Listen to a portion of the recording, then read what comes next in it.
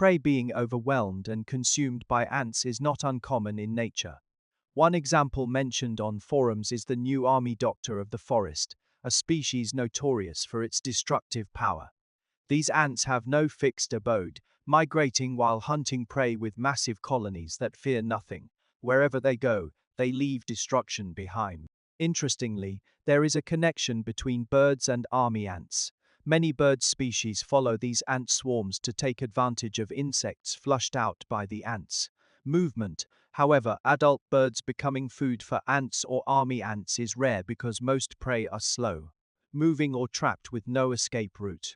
Flying birds rarely encounter such situations. The first recorded instance of a bird being consumed by army ants was in 1831, when a scholar described a young turkey rolling around in an anthill.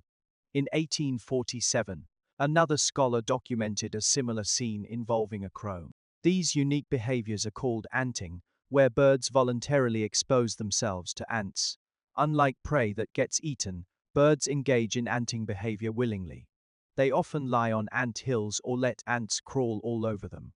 Scholars believe this is due to formic acid secreted by ants, which has insecticidal and fungicidal properties. This acid helps the ants defeat formidable opponents like crabs. The relationship between this acid and birds' behavior suggests that birds use it to rid themselves of parasites or control bacterial growth. A recent sighting involved a female rhinoceros hornbill engaging in anting behavior, supporting this theory. Wallace, known as the father of biogeography, called rhinos jealous birds due to their territorial nature during breeding season. However, females actually seal themselves into tree cavities for months, not out of jealousy but necessity. They build nests by sealing off tree holes with mud and other materials, trapping themselves inside. During this period, males provide food through a small vertical opening in the sealed cavity. This cooperation between male and female rhinos is crucial during breeding season, with females incubating eggs and caring for chicks, while males gather diverse foods to feed their families. Male hornbills must be attentive caregivers, otherwise females may refuse food if they refed too much of the same thing. Chicks grow up quickly. When the chicks start growing feathers, some female hornbills break open their tree cavity and join the male in gathering food for the young.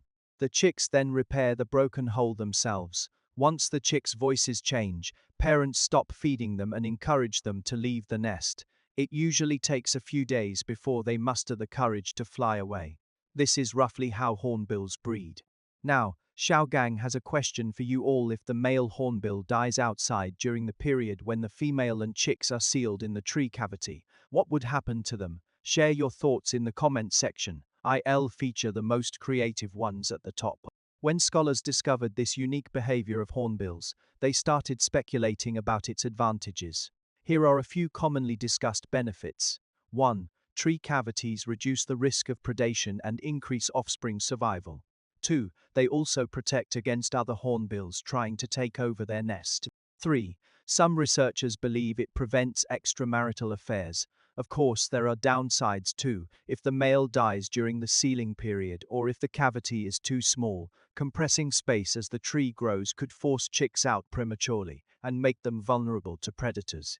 Disease transmission is also a possibility, supporting the theory that anting removes parasites. Camp staff who filmed this behavior explained that female hornbills often run through ant hills before entering cavities when preparing for breeding, likely to disinfect themselves of parasites that might harm their young. This makes sense and has some scientific backing as well. However, despite support from many researchers, the evidence for the parasite theory is still lacking. In fact, lab studies show that formic acid doesn't affect most bird parasites. A 1974 study also found birds anting even without visible parasites or feather damage, casting doubt on this theory and sparking new hypotheses. One hypothesis suggests birds use ant saliva to remove old oils from their feathers for grooming purposes.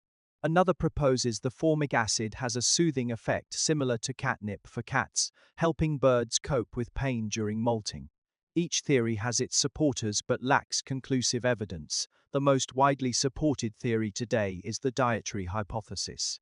Observing anting behavior reveals some birds are passive while others actively peck at ants. Researchers found these active birds were actually eating ants, leading to the dietary hypothesis that birds force ants to release formic acid by rubbing them on feathers and then eat them safely.